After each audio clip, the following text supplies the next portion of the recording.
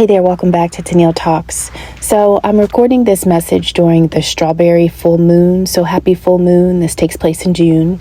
The message I get to kind of begin this reading is that some people get hurt and they never recover. And so this is a reading about the ravens. The ravens are the messengers. Those of you that carry ancient wisdom, you carry the secrets of ancient magic.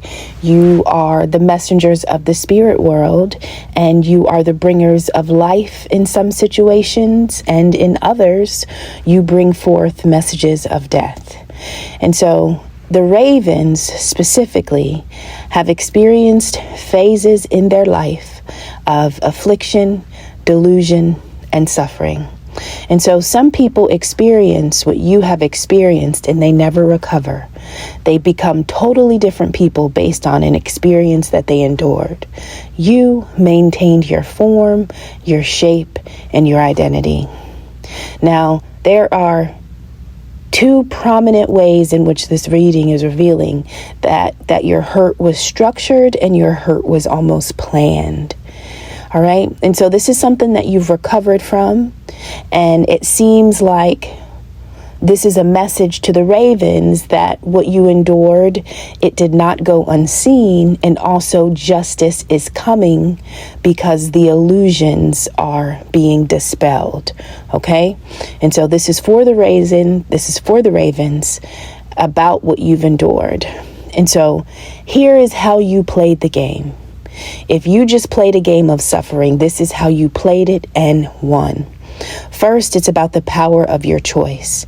And so when I got to this part of the reading, I almost imagined that when you felt pain, however that was, if we're talking about affliction, that's persistent pain and distress. If we're talking about delusion, those are those periods where we believe that the false is actually real. If it's about your suffering, those are the moments when you are undergoing hardship. Those times, I imagined that when you were in any of those situations, something inside your body almost goes off like a robotic alarm. And your cells are like, adjustments required, adjustments required, adjustments required, right? And so you experience pain. And instead of recognizing the pain as normal, you recognize that, oh my goodness, I need to make an adjustment. I need to change. I need to shift. And so once you acknowledge that you are sitting in pain of some kind, you then communicate to every cell in your being that we need to make an adjustment. Now, the choice is based on how this reading presents it. The choice is that your body, your consciousness, the choices that your awareness gives to you. They say, would you like to release? Would you like to reflect? Would you like to forgive? Or should we prepare for the new beginning? Like when you experience change, those are the 4 responses that you can choose. Those are the 4 wise choices that you can choose. You can release it. You can reflect on it. You can prepare for the new, or you can forgive. The fact that you gave yourself an internal alarm, the fact that you responded to the alarm, but then this is what you chose. And so when you choose wisely, you got to be decisive and you got to move quick. And so you respond to what you were feeling and you said, I choose to reflect. The fact that you chose to reflect about a pain that you were experiencing, this is almost like you going through pain and you sitting down in it. You sat down in the pain to address and acknowledge the pain. That moment was a surprise. That was unexpected, meaning whoever is responsible for projecting certain levels of affliction, delusion, and suffering on the ravens, they didn't expect the ravens to adjust, to modify, or to make a choice in order to lessen the pain. Right? And so you did something that was unexpected. You did something that they didn't prepare for. So some people experience pain and they don't understand how to talk themselves through the process, physically, emotionally, mentally, spiritually. And so you figured out a way to do this. We're not always going to be able to stop the pain, but if we can figure out a way to mitigate it as we endure it, It'll better help us maintain our own authentic form and shape once we finally get through the event. Okay? Okay, so this is the first layer of pain. This is how it's described. I have the energy of the Six of Swords. The Six of Swords is such a beautiful card. It talks about leaving tumultuous waters. And you're going towards a future that's calm, it's promising, it's healing. But this is about moving forward towards moments of stability. Sometimes in order to move forward, you have to escape. But essentially, not every journey is always going to be calm and smooth. When it gets rough, there are moments where you hope for peace. Six of Swords is the moment where the peace is finally coming. And so on this card, your peace, your moment of clarity, your moment of calmness, where you get to leave the rough times, is described by a story about Danae and Perseus, okay? And so this is about one of the ways that the ravens endured some type of affliction. So we have the Greek story, Greek mythology about Danae and Perseus. So Danae is a princess, and she's a princess of Argos in the Greek Peloponnese. She was the only child of King Acrisius. Her father at some point learns a prophecy. The prophecy says that he, as her father, is destined to be killed by a son of his daughter. Well, she's his daughter, she's his only child. And so the father learns that if my daughter has a son, it is prophesied that he will kill me. And so the father responds to this prophecy by locking his daughter, Danae, away. And so she's locked in almost like this bronze chamber. And this chamber is supposed to be something that no mortal man can find their way into. And the goal of this was to make sure that she does not become impregnated. So her prison ends up being infiltrated by the god Zeus. Zeus impregnates her. How does Zeus impregnate her? Zeus forms almost as a cloud, and the cloud moves over the opening of the roof of this chamber. And out of this cloud comes golden rain or a golden shower. And it was because of the golden shower making contact with Danae's body that she conceives and she bears a son named Perseus. As soon as her father learns that this has happened, he places Danae and the infant in a chest and he sets them adrift at sea. Y'all, what I just described is somehow attached to your South Node. So your South Node is about unresolved lessons. It's about patterns, karmic connections. It's about being trapped in comfort zones and sometimes not being able to recognize or awaken our natural talents. And so an aspect of something that you are getting away from. And so the raven is fleeing tumultuous waters. Your tumultuous waters could have been connected to a prophecy that is attached to you. I started to think when I got to this point in this reading, like as a parent, you are a portal. But what happens if you are a portal to your own demise, right? Like sometimes the parent is giving birth to the star, the child that the ancestors have sent forth. We all have to start as a baby. We all have to come as a portal. And our family is not a random gathering of souls. It is a continuation of a story that has started in another lifetime, and it is just finishing up in a new life, almost as a new chapter in a novel. And so these are characters that have spent time together in various makeups and in a variety of identities. And so as a parent, can you imagine giving birth to a star child who has a promise, who has an anointing, who has divine gifts, and a part of their life is going to require them to punish, persecute, or slay you, per the story Danae and Perseus. And so What I'm saying is your natural existence into the world may have come with a level of affliction and suffering because your soul was tied to the fact that your growth, you reaching your potential, meant that that would be the end for another soul. Now this is about a father and a daughter. That can be true to you if you think about the nature of the connection you had with a parent. But this is saying that sometimes your way into the world is also your way. That is the way you make the world yours too. So the very thing that you come in through, sometimes when you grow, is the very thing that you have to turn around and conquer. And so the battle that you are being released from as a raven, so as a messenger of ancient wisdom, you carry this wisdom, but in order to acquire this wisdom, you've had to have lived many lives. And so the stories that your soul can tell, the stories that your soul has lived through. So when you come in with this power, when you come in with these gifts, the people that you were attached to, in order for you to bloom and blossom, sometimes you may have to put their light out, so to speak. And so there's some type of shadow relationship, something subconsciously that has been playing out while you are in your South Node. And so this message says that although you could have been trapped in some type of karmic connection, this is your moment of vacation. Vacation is when we get to have leisure. We get to have a period of rest. And so you are moving like into an entirely new flow of energy in your own life as the raven. But you had to go through the South Node because it was a continuation of stories that you had already started to write.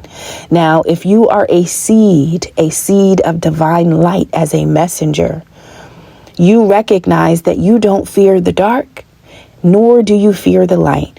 You can grow in both. As the raven, you are comfortable with life and death, dark and light. As a messenger of the spirit world, you would have to make peace with both energies. And so your South Node subconsciously was about you getting to calmer waters. And they were rough, possibly because of the people you were tied to, the karmic connections and the stories that were retold through your lives. So if you feel like you were trapped in a tower, if you felt like your life was stifled or stagnated or stunted so that the life of another could prosper, this is the moment where your South Node is transitioning. This is a story of the past.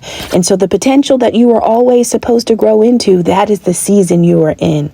The next part of the reading says justice is coming.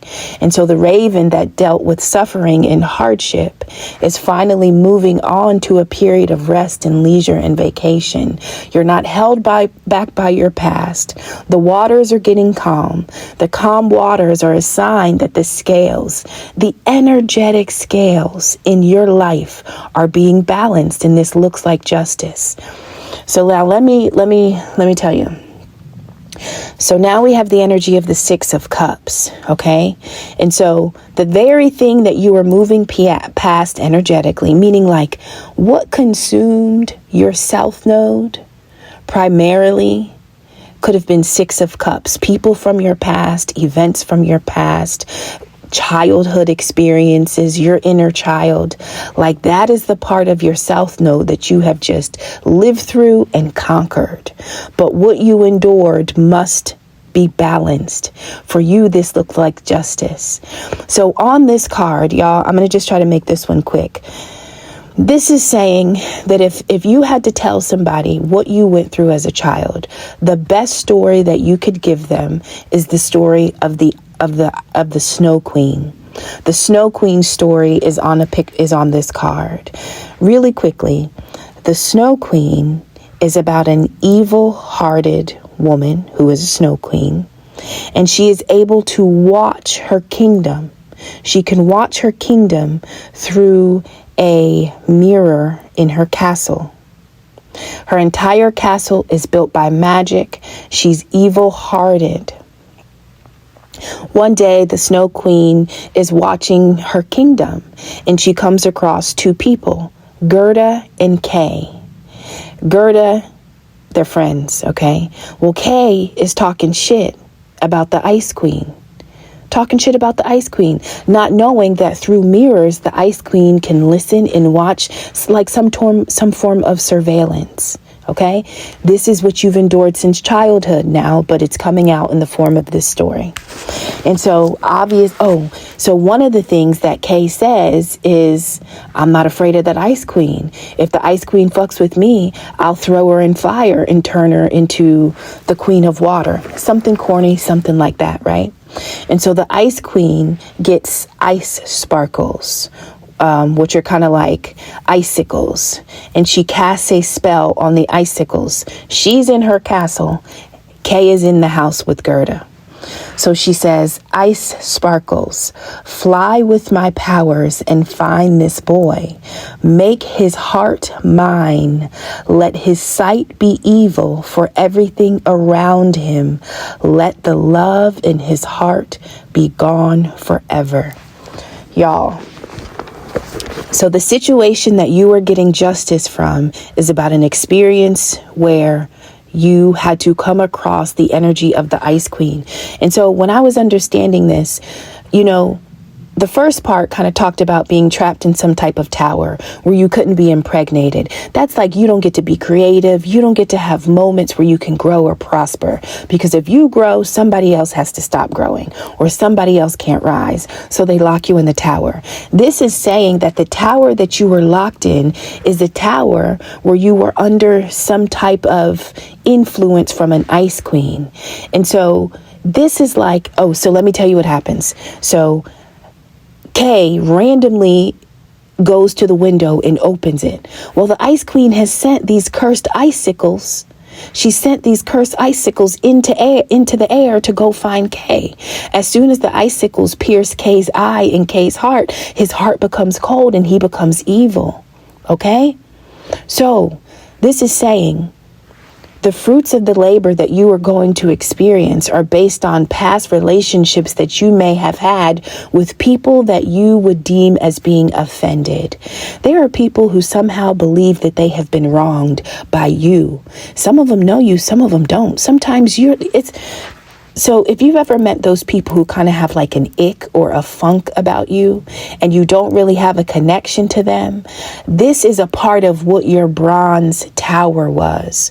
So when you were trapped and you could not be impregnated, when your life was not able to experience fertility, Danae was put in a bronze tower. Your bronze tower was to live under a curse where everyone that you cross paths with does not have the ability to impregnate you.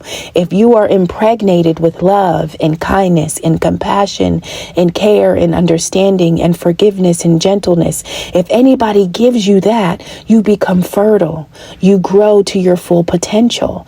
And so the curse of the Snow Queen pierces the eye and pierces the heart of everybody that you come in contact with. These are the offended people. And so in the story, I'm going to link this story just in case y'all want to watch, but I'll link the story of the Snow Queen. But y'all, these older fairy tales and fables, they hold so much spiritual truth about the things that take place in the spirit world. And so look forward to, it's like 12 minutes, but it's just, an animated story. But this is the same story that is coming out on the Six of Cups in this deck that I'm using. Okay. So anyway, Kay gets stabbed in the eye. He gets stabbed in the eye. He gets stabbed in the heart. All of a sudden, he is so nasty to Gerda. Like, I think he pushes Gerda, he snaps at her, he's walking off, he's ignoring her, like he just totally changed. Well, in the process of him becoming evil and cold-hearted, based on being pierced, the Snow Queen comes in the town. He hooks his sleigh onto the Snow Queen's sleigh, and he follows her right back on up to his ice castle. Y'all, these were the type of people that you were in relationships with. This was the type of tower that was built for you to stop you from being impregnated so that you could not take down the soul that possibly could have been a parent figure who you had some type of past life karmic connection with. This could have been an elder, could have been somebody older. It didn't have to be a parent. But this is the justice that comes to you. And so the offended people were supposed to put you in states of mental conflict and defeat. But the reading says that they were just testing your commitment. And so your south node was about karmic connections, unresolved patterns of behaviors and relationships. And so in the process of you moving into your north node, there is resistance. Everybody pierced in the eye and the heart by the Snow Queen. These are the people that come to you, that are drawn to you, that are also under the spell. If a spell says you must be in a bronze tower, the people that come to you in the spirit of offense, they are your bronze tower, because they will never be able to give you what you need. They'll never be able to give you love. They can't give you the ingredients that you would need. Y'all, that is the justice that comes to you. And so your north node, it represents your soul. It represents where your soul is destined to grow and destined to evolve in this lifetime. Your north node is what guides you to your life's purpose, your karmic lessons, but it also it signifies the thing that you should strive for. And so it is very challenging at first to get to the moment of transition from south to north, because it's not about being comfortable. It's really about reaching your full potential. And I feel like your south node was about you being in a chamber. And in order for you to get to your north node, you have to go through the void. You got to take the journey. Well, think about how many offended people you have crossed paths with that have caused you conflict and defeat. Now, the way the rest of the story goes is essentially Gerda rescues Kay. She goes through many trials, many tribulations, and she's able to rescue Kay in order to break the curse. The Snow Queen used to be like this pleasant little child. And so the curse breaks over her, and she's able to return to a more peaceful, less evil state of being also. But what I'm saying is that you had to cross a lot of evil-hearted people who were like ice to you. And they were supposed to stop you from growing into the potential that you would have needed to become to be in this north node type of energy. But y'all, your partnerships and your alliances in your north node are no longer going to be under the same spell or illusion that you experienced when you were in the south node and then when you were kind of traveling through the void. So the offended people, they represented a time. They represented a season, but they are not a testament to the only relationships, partnerships, and alliances that you can have in your life. Everybody that came to you in the spirit of offense, they were an investment. They were an investment in the initial investment. The initial investment is that your ass was supposed to be in a tower, not to be fertilized, not to ever reach their potential, not to ever grow. And it literally took a village, an army, a team in order to keep you from growing. These were all investments that were supposed to keep you in the Eight of Swords. The Eight of Swords is anxiety, victimhood, it's feeling trapped, it's paralysis, it's being in states of mental crisis. But that was the illusion that is being dispelled. And so justice is going to now put you in a state of being mentally free. You'll have new perspectives. You'll be able to take a stand towards your strength and your healing. And so you are no longer a prisoner in your mind, and you are no longer a prisoner in your physical life, energetically bound. One of my cards references Luke 17:1, and this is about the freedom of offense. And so Jesus says to his disciples, things that cause people to stumble are bound to come, but woe to anyone through whom they come. It would be better for them to be thrown into the sea with a millstone tied around their neck than to cause one of these little ones to stumble. So watch yourselves. So y'all, the people that were sent to you, these were people that were supposed to cause you to stumble. Think about your partnerships and alliances of the past. These are all under the same two spells. One is supposed to keep you bound from ever being impregnated. The other is supposed to make sure that anybody that comes into contact with you has been pierced in their eye and their heart. They can't see you. And so they treat you. Y'all, have you ever been in a relationship and like the person is fine and y'all are fine and you're doing well, and you can almost see a moment in time where they switch? You don't know why they switched. This is normally like when the woman's intuition is like, well, I wonder if they're seeing somebody else. I wonder, it's almost like you can tell when somebody else has entered the chat, right? You can tell when somebody has energetically entered the relationship. You haven't found anything.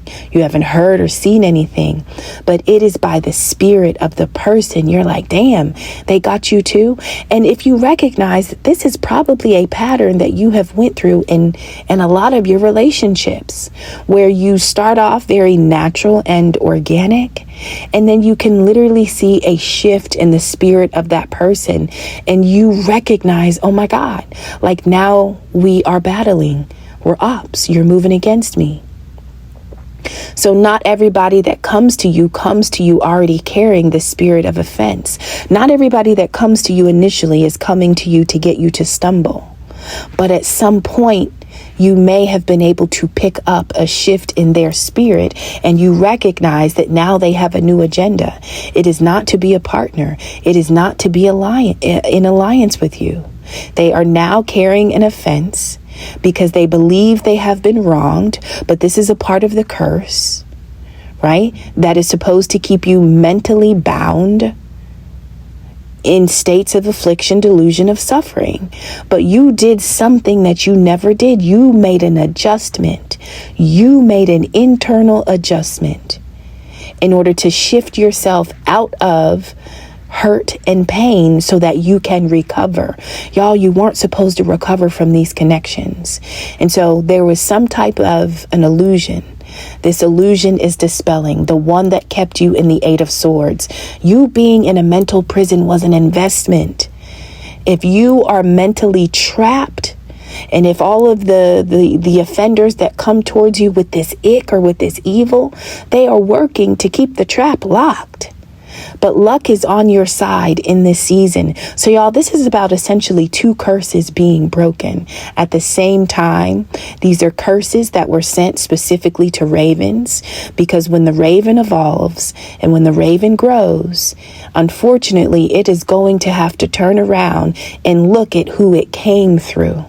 Whoever it comes through is going to be attached to the very thing that it is coming here to heal. Whoever the raven comes through is going to be a part of the raven's message. It absolutely is. Nothing is random. And so what you've endured could be attached to your family, the relationships with your parents, but also the intimate connections that you have with friends, lovers, co-workers, people that you emotionally connected to. Even those people were pierced in the eye and in the heart because they became an investment that needed to keep you sustained as an investment. You needed to stay in illusion. You needed to stay in a false idea or belief about yourself, okay? So y'all, a lot of people are about to be at the bottom of the sea with a millstone around their neck, because that is what justice requires. That is what justice requires. And so you being hurt and recovering, you making the adjustment, you recognizing that even when you are hurt, even when you are the victim, you still have a choice. And so the choice you made to heal, to quiet the monster in our mind, so to speak, that was a surprise. That was unexpected. And when moments like this happens, you have to be ready for change. And so this is a moment for the ravens to prepare for change, to prepare for justice, and to look for a shift in the connections and the partnerships and the alliances that you create with others. Okay. All right, y'all. I love you. I'll see you on the next one. Bye-bye.